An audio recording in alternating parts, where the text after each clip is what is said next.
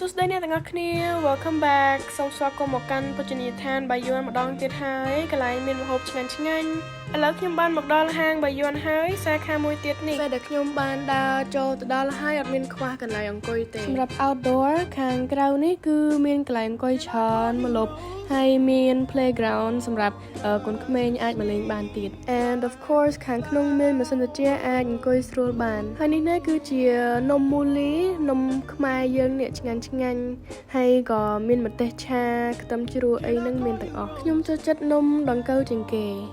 ពេលខ្ញុំទៅដល់មានបុគ្គលិកចាំបើកទ្វារឲ្យយើងរាក់ទាក់មួយយើងមែនតើសេវាល្អហើយខ្ញុំចូលចិត្តកន្លែងនេះមែនតើឥឡូវយើងទៅ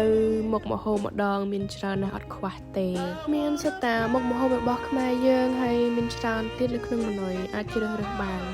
ហើយមួយនេះដែលខ្ញុំចូលចិត្តជាងគេស្ពៃតឿឆាប្រេងខ្យងហើយនេះជាពងទាចៀនត្រីប្រមាញមានរសជាតិប្រៃបន្តិចតែគេរៀបចំជាមួយបន្លែគឺមានរសជាតិឆ្ងាញ់មែនតើមើលម្ហូបទាំងអស់នេះពេលអ្នកទាំងអស់គ្នាមើលមានអារម្មណ៍ថា clear ណត់ហើយក៏មានសឡមួយទៀតដែលខ្ញុំចូលចិត្តគឺសឡម្ជូរពងត្រីហើយបើអ្នកចូលចិត្តញ៉ាំស្វាយក៏គេមានញ៉ាំស្វាយត្រីឆ្អើរដែរទោះជាខ្ញុំញ៉ាំអីហើយមើលវីដេអូខ្លួនឯងញ៉ាំក៏ឃ្លានទៀតហើយម្ហូបនៅនេះមានតម្លៃសមរម្យញ៉ាំហើយឆ្អែតមានតែគេខ្លះរត់ដែលពេលយើងឃ្លានអត់ទាន់បានញ៉ាំអីយើងមានអារម្មណ៍ថា